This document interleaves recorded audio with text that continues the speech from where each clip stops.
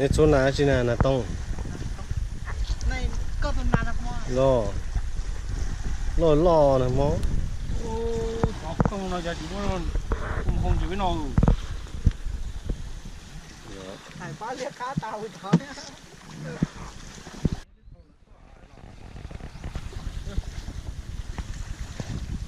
รู้เลยว่าเชื่อเลยว่าตายแล้วก็ทุ่งขึ้นด้วยเจโอ้เดือดโอ้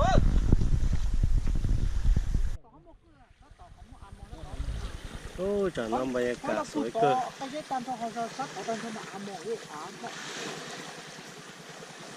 ถ้าเตือนมอถ้าผม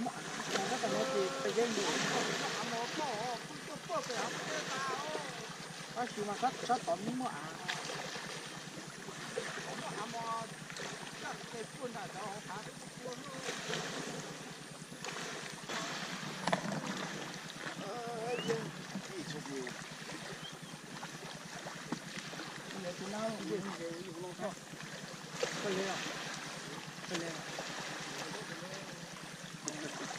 từ lúc trước cô cũng không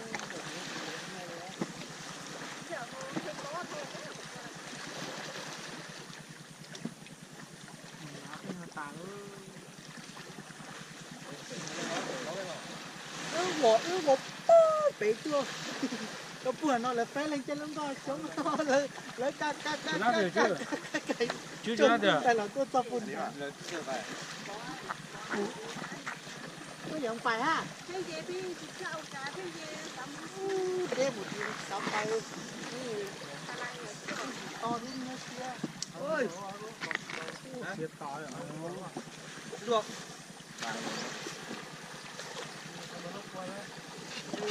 ra ra cô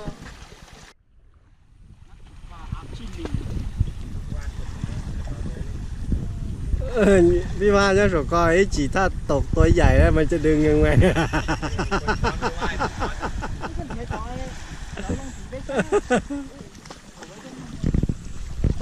ต้นลงเลยตัดตาจะต้นลงอ่ะหากระดิ่งไหมต้นปะตัวกันเสียก็โอ้ยจ้าน่าจะปล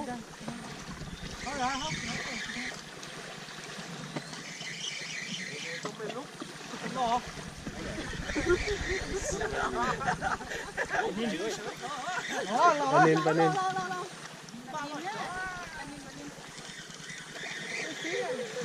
เสือโตเลยต่อนำมอตัวเลขก็เสือต่อวันนี้ก็เสือต่อเปิดฉากครับ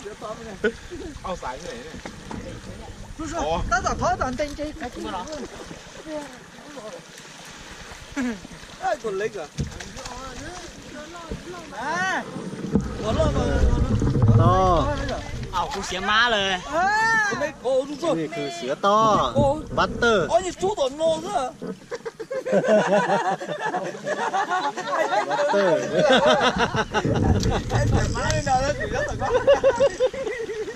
มันเกิน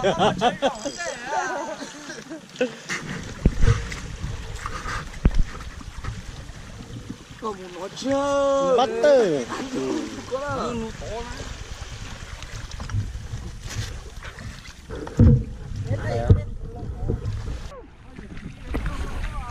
đồng thời làm thôi có nhiều phụ nữ tu ở chị ta tu gì nó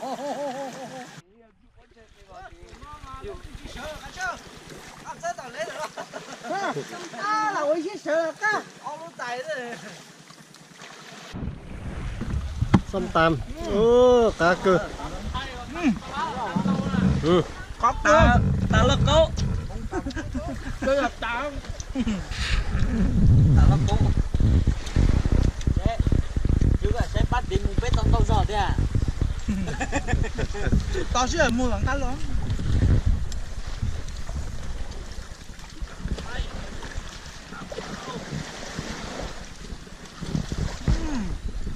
khó quá lắm luôn cái à một chút cái à thì nó cả liên tuần nún chè ta chỉ nó không tà ơ nó hay là xí à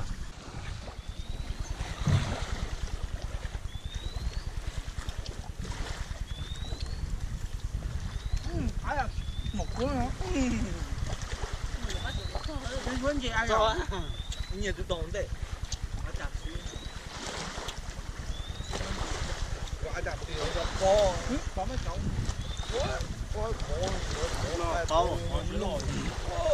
có mà cũng chỉ chia bỏ ra chỉ muốn trên cũng có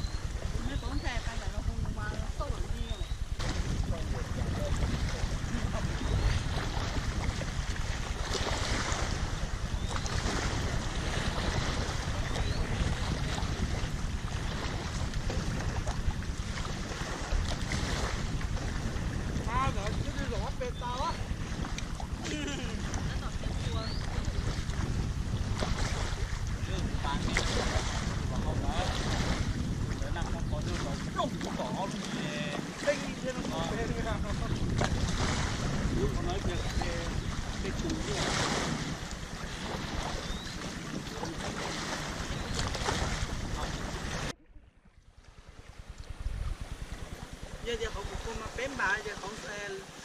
dùng cái nó bà không sẽ bán to nhân tại còn như họ không chế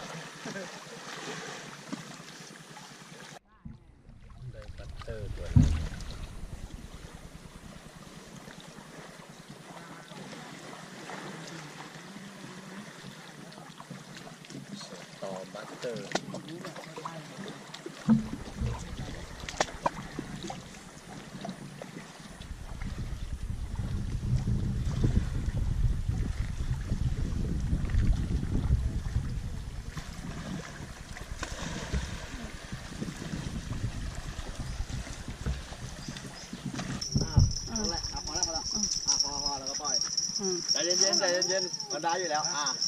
นั่นแหละภาพสวยๆสักภาพนี้ ถ้ามันมาลึกอย่างนี้นี่ปลานิลไม่ใช่ปลานิลหรอก เบาๆอีก ค่อยๆนะ ค่อยๆนะใจเย็นที่มาเดาก็นึง พี่ระวังเข้าต่อ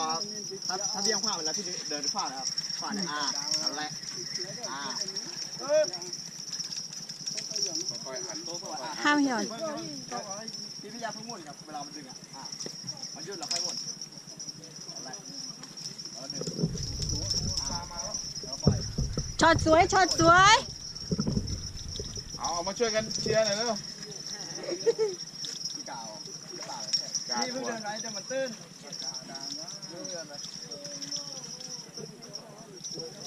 โอ้เขียดโห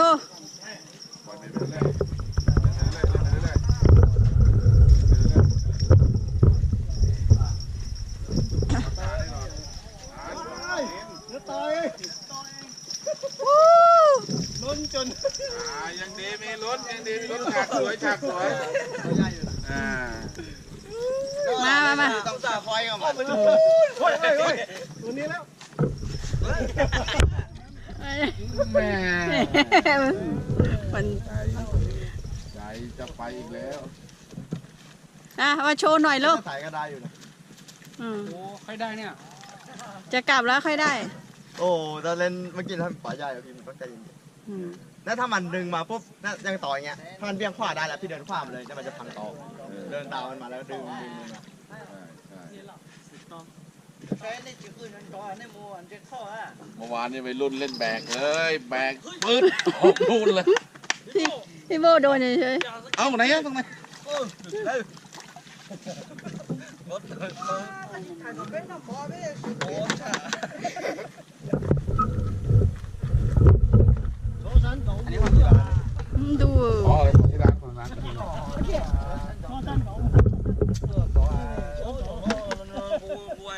ไปยังครับชุดแรกน่าจะนะ ไปบ้าง ตีเข็มน้ำมูกเนี่ยว้าตัวกุ้งเลยกุ้งเท่าท่านโดนอย่าอยู่แน่เรื่องมัวแต่คิดโฟโต้หรือมัวเนี่ยตั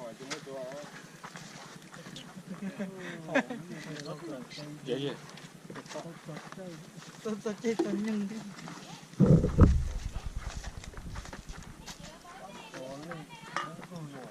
มาดูเราก็ไป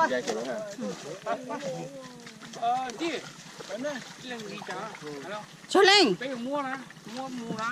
นั่นได้ไปโชว์เนาะ ไปมูนี่ ได้โชว์เออ ตัวแค่นี้ไม่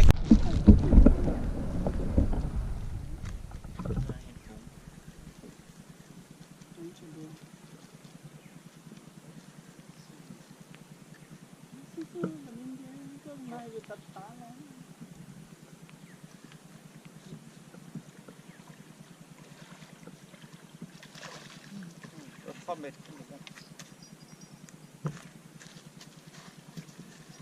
อีกเส้นนึงเดี๋ยวอีกเส้นนึงเข้าแต่บ้านไม่ใช่เราต้องเงียบเราเข้าดีกว่า โอเค เมื่อวานตอนเย็นเนี่ยคุยกันนานที่เลย อะไรกันนี่มั่วฮะนี่มั่ว หลุดพอดีเลย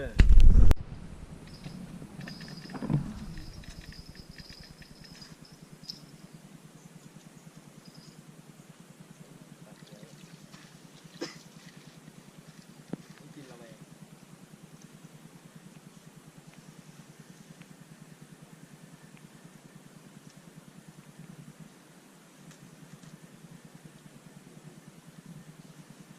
อันนี้ขึ้นมาเอ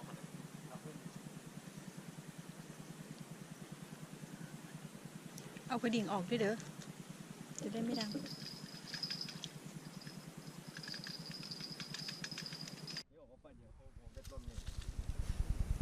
คันเท่าไหร่เลยเนี่ยอะไรคันเล็กเนี่ยคันเล็ก300 บาทนะอ๋อนอกก่อนนะเป็นไปมันดีไปดีแต่คันเล็กเนี่ยเราเยอะไปใหญ่เลย2-3 รอบเลยรู้เรื่องเลยรอบโอ้โหเนี่ยถ้าเจอเป็น10 โลพอเฟืองรูปหมดเลย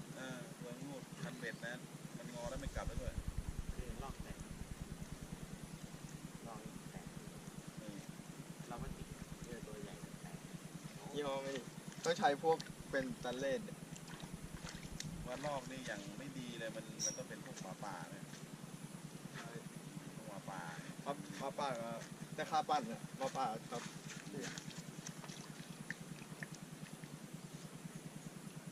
ต้องข้ออะไรบาร์เด็กหรือข้ออะไรนี้เนี่ยเขาเล่นพวกร้านเลยข้าม4,000อ่ะเลยทีเดียวจบไม่ต้องทำอะไรแล้วไม่ต้องซื้อหมาป่ากินสักครั้งต่างๆกัดแล้ว วันนี้มาละ4 วัน ได้ปลาตามเป้าหมาย2 ตัว ได้ตกได้กินครบทุกรส เนื้อตุ๋นเจเล่งข้าเหรอ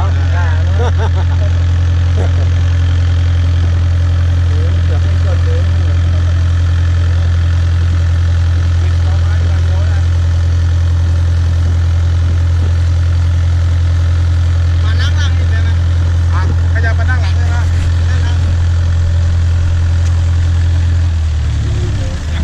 เดี๋ยว พี่มาขึ้นร้องก็มานั่งพี่ดูหน้าดิหล่ะหน้ามันไม่รู้ใจมันก็ดีสิอะไรอ่ะ เจ้าคือเขา อะไรอ่ะเลยอะไรนะ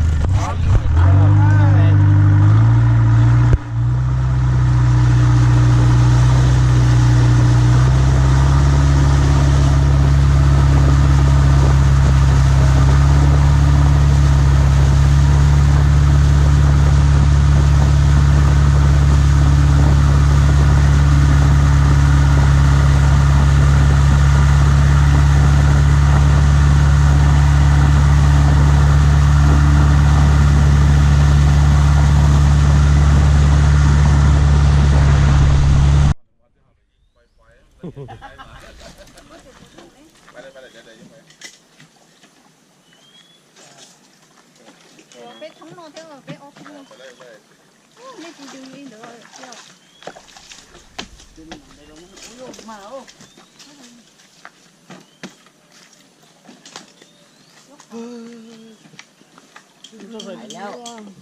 งถีบหัวนะตกเลยพี่ แน่นอนในตัวจีเคีย บอกว่าไม่ต้องถีบหัวเรือส่ง แน่นอนจริง เออ ใช่ cái lỗ nó thằng ngon như là nó đào ใส่หย่อนนะใส่หย่อนนะ อย่าให้สายหย่อนเบา ขึ้นได้ ๆมันติดตัวนั้นหรือเปล่า แล้วเราอย่าปล่อยเยอะเดี๋ยวมันจะไปไกล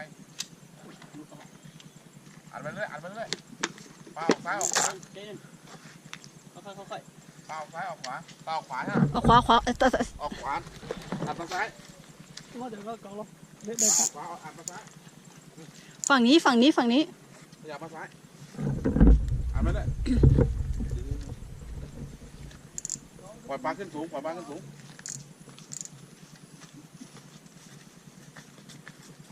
่อย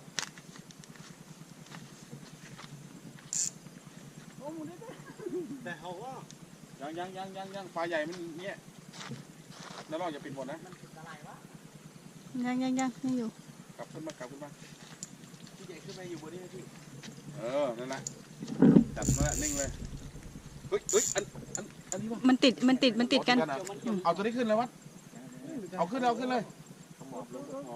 เอาฮะ มันติดแล้ว ติดเหรออย่าปล่อยสายหย่อนนะ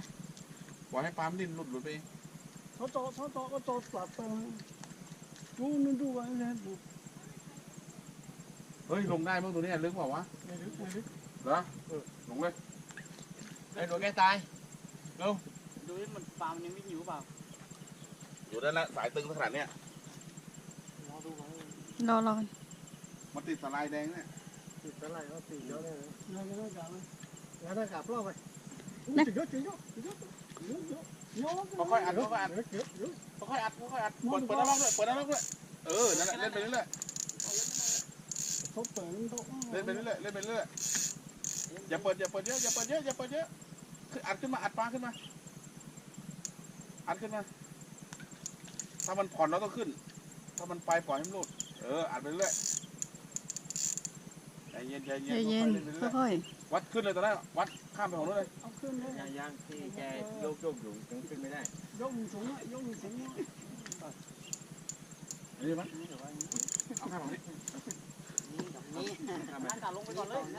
ดูจังหวะพี่ใหญ่ดูจังหวะ อัดขึ้นมาเรื่อยอัดขึ้นมาเรื่อย ๆตุกก็ฮะ พี่ข้ามมาฝั่งนี้พี่ข้ามมาฝั่งนี้เดี๋ยวทุกคน เอาขึ้นไม่เป็นไรเดี๋ยวพี่ข้ามมาฝั่ง วัดอัดตัวนี้ขึ้นมา ยัง เก็บเลย เดี๋ยวเขาเดินอ่ะยังนี่เสียเขาเดินเดินอ่ะ มาเลยปิดนั้นแล้ว อุ้ย มาแล้วปันในอ่ะ เหมือนปันใน เช็ค เดี๋ยวไปอ่ะ ไม่ใช่แพนิน เฮ้ยจะโดนมาได้ยังไง เบา ตัวไหนเช็คตัวตักหัวๆเย้ เอาถ่า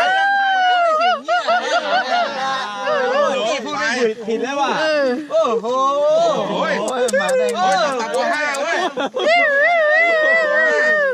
มันแรงชิบหายเลย ไม่ตักหัวห้า โอ้โห